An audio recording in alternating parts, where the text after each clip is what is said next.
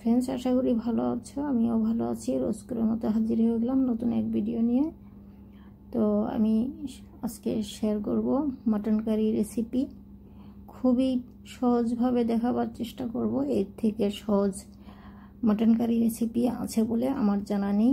তো ভিডিওটা স্কিপ না করে শেষ পর্যন্ত দেখতে থাকো। আশা করি একটু হলেও তোমাদের কাজে লাগবে। তো এখানে আমি স্বাদ মতো নুন অ্যাড করেছি, 1 চামচ হলুদের পাউডার, 1.5 চামচ লঙ্কা পাউডার,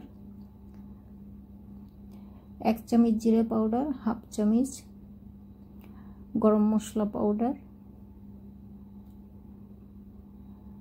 আর 1.5 চামচ ধনে পাউডার।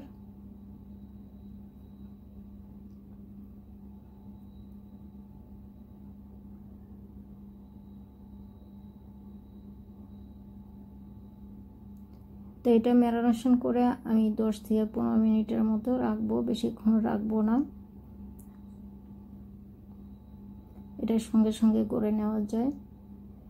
2 চামচ আদা রসুন বাটা অ্যাড করে দিলাম। আর এখানে 100 গ্রাম দই, টক দই।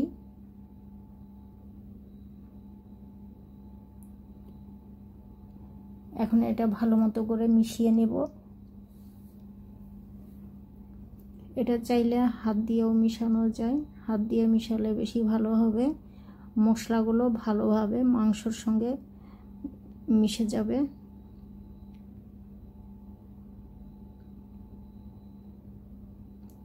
তো যদি হাতে সময় থাকে তাহলে এটা আধা ঘন্টা ম্যারিনেশন করে বা 1 ঘন্টার মতো রাখা যায়। এখানে আমি সাদা তেল অ্যাড করে দিচ্ছি 2 চামচের মতো। তেলটা দিতে আমি ভুলে গেছিলাম।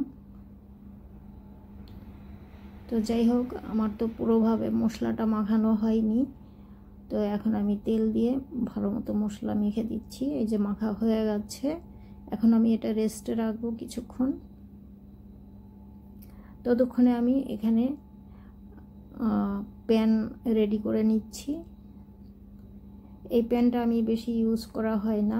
তো প্যানটা আমি গরম জল করে ভালো মতো করে ধুয়ে নিয়েছিলাম। আবার আমি একটু গরম জল ফুটিয়ে ভালো মতো করে এভাবে হিলিয়ে নিলে প্যানে যে একটা গন্ধ থাকে, যেটা আমরা সব সময় যদি না ইউজ করি একটা গন্ধ হয়ে থাকে, তো এটা এইভাবে জল ফুটিয়ে ভালো মতো করে ধুয়ে তবেই এইভাবে কাজ করলে ভালো হয়। তো আমি সাদা তেল দিলাম, তেল গরম হয়ে গেছে। এখন পেঁয়াজ স্লাইস করে রাখা হয়েছিল, পেঁয়াজগুলো আমি পেঁয়াজ বেরেস্তা করে নিচ্ছি প্রথম।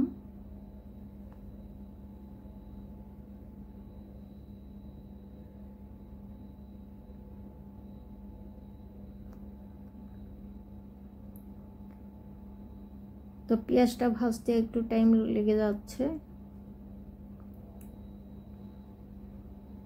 এই যে হয়ে গেছে, এর থেকে বেশি আর লাল করব না, তাহলে কালো হয়ে যাবে। হয়ে গেল পেঁয়াজ বেরেস্তা। এটা আমি সাইডে রাখবো। এখানে দিয়ে দিচ্ছি 2টো তেজপাতা চিড়ে দিলাম, দারচিনি 2 থেকে 3 পিস দারচিনি, এলাচ 4 থেকে 5টা এলাচ দিলাম,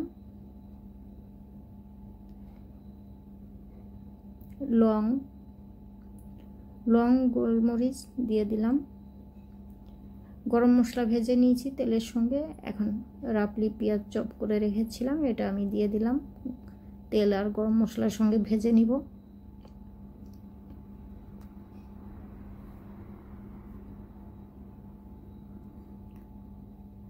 তো পেঁয়াজ বেশি লাল করব না।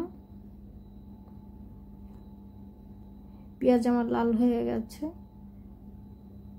এখন টমেটোগুলো দিয়ে দিচ্ছি। এখানে 2টো টমেটো আছে, মিডিয়াম সাইজ। চাইলে তোমরা টমেটো কম বেশি করতে পারো।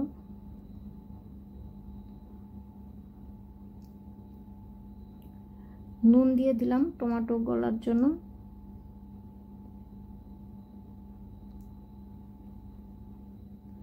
তো এই যে ম্যারিনেশন করে রাখা মাংস অ্যাড করে দিচ্ছি এখন।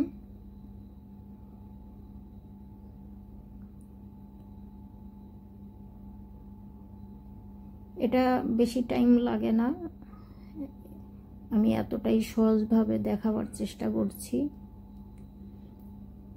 এই মাটন কারি যখন তখন করা যায়।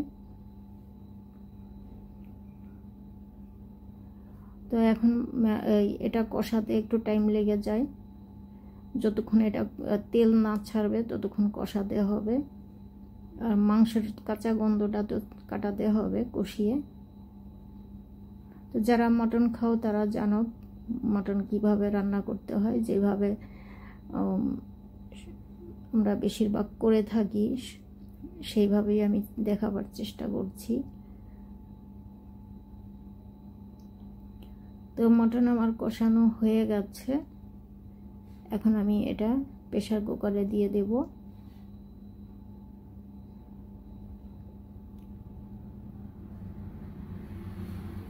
এই যে দেখতেই পাচ্ছ তেল ছেড়েছে, আর অনেকক্ষণ ধরে আমি কষিয়েছি। এর থেকে বেশি কষালে আবার মটনের টেস্ট বেশি পাওয়া যাবে না, তো আমি এখন প্রেসার কুকারে দিয়ে দিচ্ছি।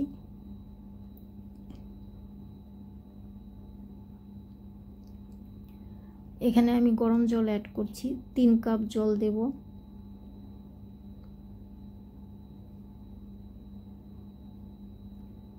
তো আমি মেপে 3 কাপ গরম জল দিলাম মাংসতে। 3 থেকে 4টে ছিটি দিতেই নামিয়ে দেব।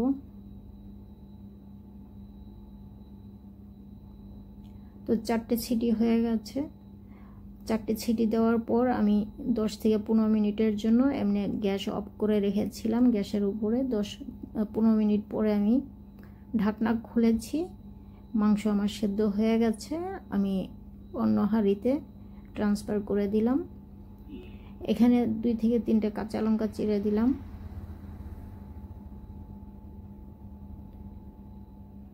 এটা ভাজা গরম মশলা পাউডার 1/2 টেবিল স্পুনের মতো অ্যাড করে দিলাম, দিয়ে ভালো করে মিশিয়ে দিচ্ছি নেড়ে চেড়ে।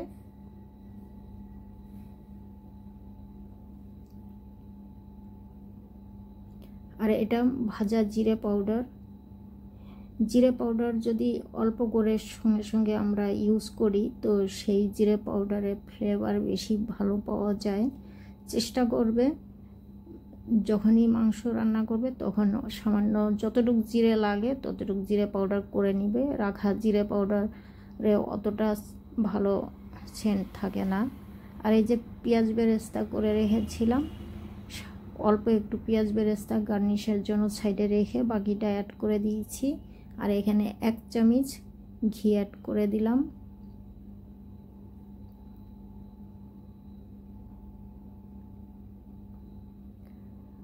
তো যা যা অ্যাড করার আমি সব ইনগ্রিডিয়েন্টস দেওয়া হয়ে গেছে। এখন ধনেপাতাটা, ফ্রেশ ধনেপাতা কিছুটা আমি দেব।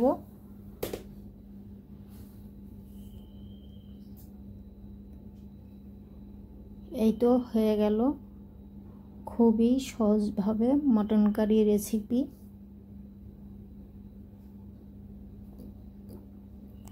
আশা করি ভালো লেগেছে।